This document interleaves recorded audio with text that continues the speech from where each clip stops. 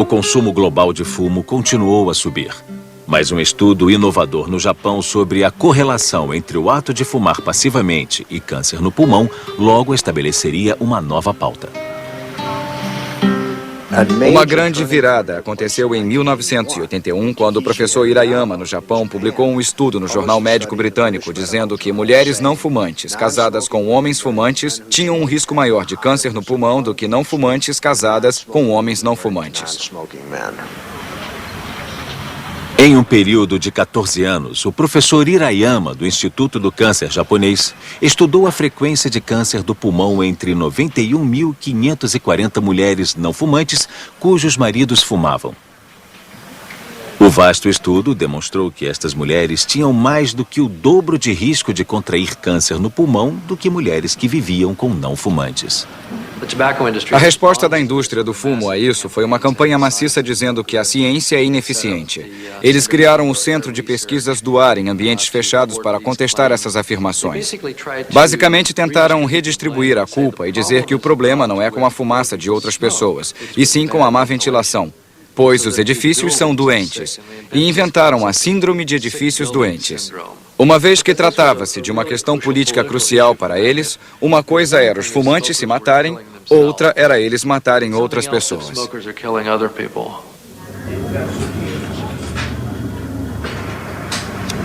A prova de que o ato de fumar passivamente pode causar câncer no pulmão fez surgir um forte movimento antifumo na Califórnia. E como um dos primeiros estados a fazer isso, a Califórnia introduziu regras rígidas sobre fumar em locais de trabalho. E o Ministério da Saúde lançou uma campanha maciça. Havia gente no Ministério da Saúde, como o visionário chamado Dilip Bal, que disse: não vou apenas dizer às pessoas que fumar faz mal. Isso em 1988, 89. Quero dizer a elas que são os fabricantes de cigarros que fazem mal. Senhores, a indústria do fumo tem um problema multibilionário muito sério. Precisamos de mais fumantes, puro e simples. O anúncio original foi veiculado na campanha antifumo da Califórnia em 1990. Mostrava pessoas sentadas à mesa de uma sala de reunião, rindo de pessoas viciadas. Esqueçam tudo isso: doença cardíaca, câncer, efizema e derrame. Nosso negócio não é a nossa saúde. Foi radicalmente diferente de tudo que já havia sido feito. E a ideia da campanha da Califórnia consistia em 3 mensagens.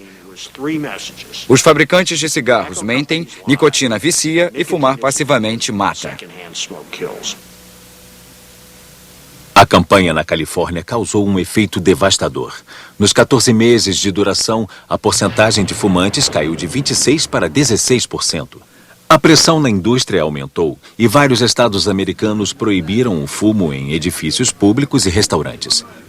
Depois, em 1994, ao longo de uma audiência no Congresso que abordou a legislação sobre o fumo, a indústria sofreu sua mais séria derrota. Durante a audiência, perguntaram a 7 executivos da indústria se eles reconheciam que a nicotina viciava, como a indústria fizera 25 anos antes. Sim ou não? O senhor acha que a nicotina não vicia? Acho que a nicotina não vicia. Não acho que a nicotina dos nossos produtos vicie. Acho que a nicotina não vicia. Também acho que a nicotina não vicia. Eu também acho que a nicotina não vicia.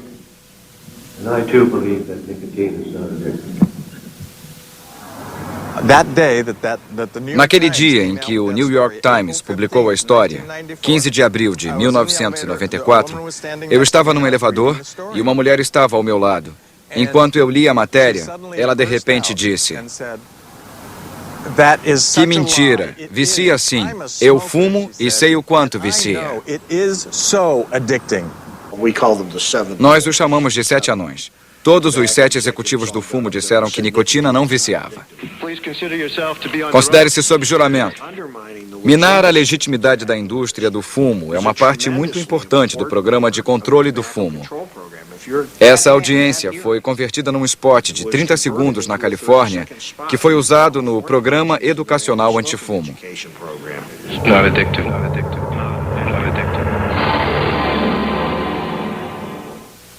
Pouco Pouco depois da audiência no Congresso, outro caso que questionou a credibilidade da indústria do fumo foi trazido à tona. Em vários anos, um empregado da fabricante de cigarros Brown & Williamson xerocou milhares de documentos secretos. Eram documentos entre os mais altos executivos, os mais altos cientistas, advogados e relações públicas que foram muito francos. Neles encontramos o memorando de Edson Yeaman, da Brown & Williamson, dizendo: nosso negócio é vender nicotina, uma droga que vicia, em 1963. Achamos o contrato com Sylvester Stallone para fumar produtos da Brown & Williamson em vários de seus filmes por $500 mil. Encontramos provas de que eles sabiam muito bem que fumar causava câncer no início dos anos 50. Havia documentos sobre indenizações para quem lidasse com os cigarros. Foi incrível, a sensação era de poder entrar no bunker de Hitler na Segunda Guerra Mundial.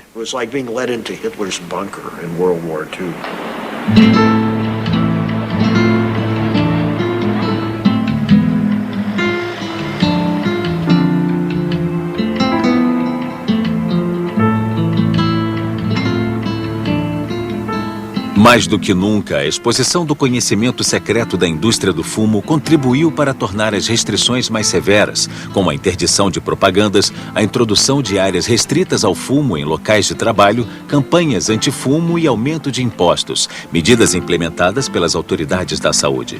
Nos Estados Unidos, o consumo de cigarros chegou ao auge no início dos anos 80. Nos 10 anos seguintes, caiu na maioria dos países europeus. O consumo global, no entanto, ainda cresce, especialmente nos países do terceiro mundo.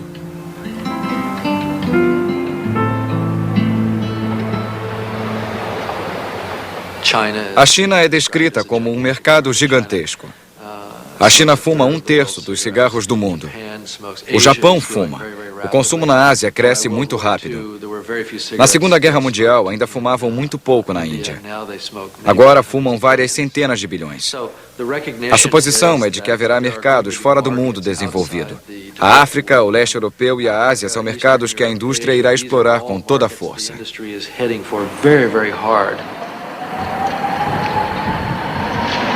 Depois do fim da cortina de ferro, o leste europeu se revelou um mercado atraente para a indústria do fumo. O marketing agressivo particularmente atrai os jovens de lá. Depois do lançamento do Marlboro na República Tcheca, o número de fumantes de 15 a 16 anos aumentou 40%. O consumo global de cigarros ainda está aumentando, assim como o número de pessoas contraindo doenças relacionadas ao fumo, que matam mais de 4 milhões de indivíduos por ano. É uma epidemia porque não há dúvida hoje de que o consumo de cigarros é a causa principal de morte evitável e é a segunda causa de morte em todo o mundo. E enquanto isso se expandir, é uma epidemia.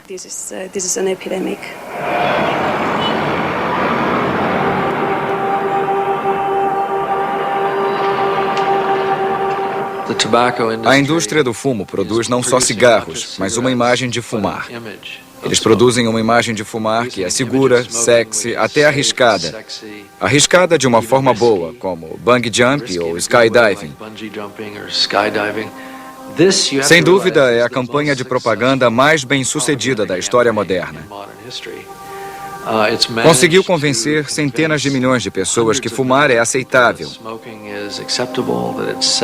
é seguro, é desejável e atraente.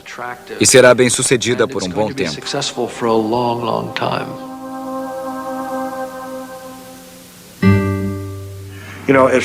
Se alguém viesse de Marte hoje e dissesse: eu tenho um produto novo que matará 5 milhões de pessoas no mundo, que vicia, e quase todas as pessoas começarão a usá-lo quando crianças, antes que saibam de fato o que acontece, e podemos ganhar muito dinheiro. Nenhum governo no mundo permitiria isso. Nenhum governo no mundo permitiria esse mercado.